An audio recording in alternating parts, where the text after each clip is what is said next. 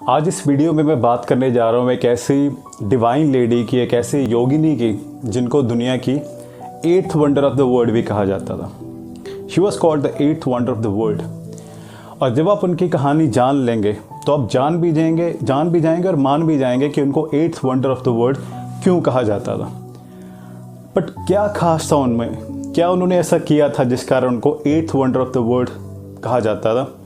आज इस कहानी में जानते हैं। ये कहानी शुरू होती है वेस्ट बंगाल के एक छोटे से गांव बियूर से, जहां एक लड़की जन्म लेती है जिसका नाम रखा जाता है गिरिबाला। गिरिबाला बचपन से गिरिबाला जी के अंदर एक आदत थी कि उनको भूख बहुत ज़्यादा लगती थी और बहुत ज़्यादा खाना खाती थी। दिन में कई बार खाना खाती थी, जिस कारण उनको अपनी माँ से कई बार सुनना पड़ता था कि जब उनकी शादी हो जाएगी तो पराए घर में जाके, ससुराल में जाके, स्ट्रेंजर्स के बीच में, अन्य लोगों के बीच किस तरह का लगेगा और किस तरह क्या सोचेंगे वो लोग कि ये लड़की पूरा दिन क्या करती है, सिर्फ खाती रहती है। तो उनकी माँ काफ़ी समझाते थे इस चीज़ के बारे में, लेकिन गिरिबाला जी ने कभी इस चीज़ पे ध्यान नहीं दिया। और एक दिन वही होता है जिस बात का डर था। 12 साल की उम्र में at the age of 12 Giribala ji की शादी कर दी जाती है। और शादी के बाद से ही उनकी सास उनको लगातार सुबह, दोपहर, शाम, रात सिर्फ इसी बात के लिए ताना मारती कि वो कितना खाना खाती हैं, सुबह, दोपहर, शाम, रात गिरिबाला जी को सिर्फ इसी चीज़ के ऊपर सुनना पड़ता है। सुबह, दोपहर, शाम, रात उनको ताने मारे जाते हैं, कोसा जाता है, सुनाया जाता है इस चीज़ के ऊपर। और एक दिन ये ताने मारना और कोसना इतना ज़्यादा हो जाता है कि गिरिबाला जी गुस्से में अपनी सास को बोलती हैं कि एक दिन ऐसा आएगा कि मैं खाना खाना बिल्कुल बंद कर दूंगी, खाना खाना। तो उनके साथ फिर उनका मजाक उड़ाते कहती है कि how can you live without eating when you cannot live without over eating. How can you live without eating when you cannot live without over eating, कि तुम खाने के बगैर कैसे रह सकती हो जब तुम ज़्यादा खाना खाए बगैर नहीं रह सकती।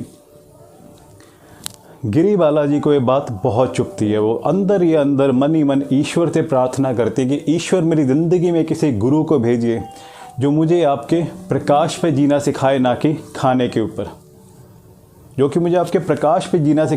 खाने के ऊपर। और भगवान उनकी प्रेयर सुनते हैं। कुछ दिन बाद क्या होता है कि गिरिबाला जी गंगा से स्नान करके बाहर निकलती है और गंगा के घाट पे पैदल चल रही होती हैं। और सामने से एक योगी आते हैं और उनको बताते हैं कि मुझे ईश्वर ने आपकी प्रार्थना का जवाब देने के लिए यहाँ भेजा, कि मुझे ईश्वर ने आपका गुरु बनाकर यहाँ भेजा आपकी प्रार्थना का जवाब देने के लिए। उस दिन वो योगी गिरिबाला जी को कुछ मंत्र बताते हैं और कुछ ब्रीदिंग टेक्निक्स बताते हैं which is not easy to perform for an average person, जो एक आम इंसान के लिए परफॉर्म करना इतना आसान नहीं है। उस दिन के बाद से गिरिबाला जी खाना खाना बंद कर देती हैं, स्टॉप ईटिंग। जब परमहंस योगानंद जी को गिरिबाला जी के बारे में पता लगता है, वो उनसे मिलने जाते हैं। उन्होंने बचपन से उनके बारे सुन रखा तो उनको मिलने जाते हैं। और जब परमहंस योगानंद जी उनके घर जाते हैं, उनसे मिलते हैं और उनसे पूछते हैं कि कितनी उम्र थी जब उन्होंने खाना खाना बंद कर दिया था, तो गिरिबाला जी कहती हैं कि उनकी उम्र थी 12 साल 4 महीने जब उन्होंने खाना खाना बंद कर दिया था। और जब परमहंस जी पूछते हैं कि आज उनकी उम्र कितनी है, तो गिरिबाला जी कहती हैं आज उनकी उम्र है 68 साल, मीन 68 ईयर्स। और पिछले 56 साल से, फ्रॉम लास्ट 56 ईयर्स, वो कहते हैं कि मैंने ना तो चावल का एक दाना, ना तो खाने की एक गिराई, खाने की एक बाइट नहीं खाई और पानी की एक बूंद भी नहीं पी। पिछले 56 साल से वो लेडी बिना खाना खाए और बिना पानी के ज़िंदा रह रही थी। और आज भी फेस पे वही डिवाइन ग्रेस, वो डिवाइन लाइट्स और एकदम फिट शरीर। इनक्रेडिबल, अमेजिंग, इंटरेस्टिंग, यकीन नहीं आता कई बारी। और जब परमहंस जी उनसे पूछते हैं कि आखिर आपको ताकत कहाँ से मिलती है, आपको एनर्जीज़ कहाँ से मिलती है, आपको कहाँ से एनर्जी मिलती है, तो गिरिबाला जी कहते हैं उनकी ताकत का स्रोत क्या है, उनकी ताकत का सोर्स क्या है, वो है हवा एंड सनलाइट। हमारी हवा और सूरज की रोशनी उनको ताकत देती है जिससे वो ज़िंदा रह रही है और ठीक रह रही हैं। फ्रॉम लास्ट 56 ईयर्स वो हवा और सिर्फ सूरज की रोशनी पे ही ज़िंदा है बिल्कुल। और जब परमहंस जी उनसे पूछते हैं कि वो बाकी लोगों को ये टेक्निक्स क्यों नहीं सिखा रही, तो गिरी बालाजी क्या जवाब देती हैं? गिरी बालाजी कहती हैं कि she don't want to interfere in God's drama of creation, क्योंकि ये कोई अच्छी चीज़ नहीं होगी इस दुनिया के लिए, स्पेशली हमारे किसानों के लिए या फ्रूट्स एंड वेजिटेबल्स के लिए। और जब उनको ये टेक्निक सिखाई गई थी उनके गुरु के द्वारा, उन्होंने स्पेशल इंस्ट्रक्शंस उनको दिया था, हिदायतें दी थी कि ये चीज़ किसी और को नहीं सिखानी जाए। और पिछले 56 साल से उन्होंने ये चीज़ ना तो किसी को सिखाई, लेकिन वो आज पिछले 56 साल से बिना खाने के और बिना पानी के बिल्कुल ज़िंदा है और बिल्कुल ठीक है।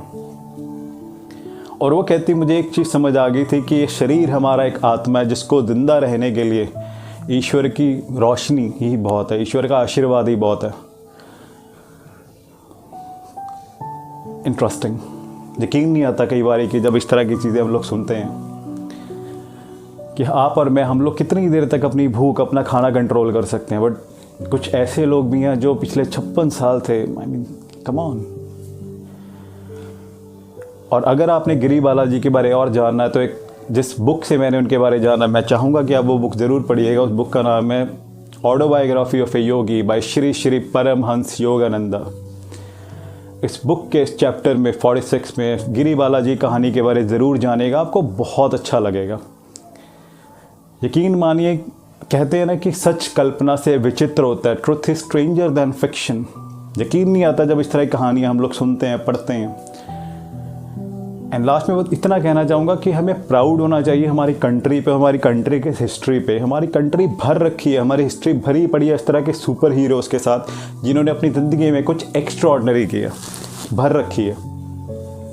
तो हमें प्राउड होना चाहिए अपनी कंट्री पे। लेकिन बहुत सी ऐसी कहानियाँ जो इतिहास के पन्नों में पता नहीं कहाँ खोई पड़ी हैं, तो मैं कोशिश करूँगा इन कहानियों के आपके सामने ज़रूर लेकर आऊँ, क्योंकि ये वो महान लोग हैं जिनको हमारे स्कूल के टेक्स्ट बुक्स में जगह तो नहीं मिली, लेकिन दुनिया इनको हमेशा याद रखेगी और ये लोग हमेशा अमर रहेंगे। ये लोग हमेशा अमर रहेंगे और दुनिया इनको हमेशा याद रखेगी। और मेरी इतनी रिक्वेस्ट है, अगर आपको गिरी बालाजी के बारे में अच्छा लगा तो ये मैसेज सबके साथ ज़रूर शेयर कीजिएगा। और ये बुक मैं आपको रिकमेंड करूँगा, autobiography of Yogi by Shri Shri Paramahansa Yogananda.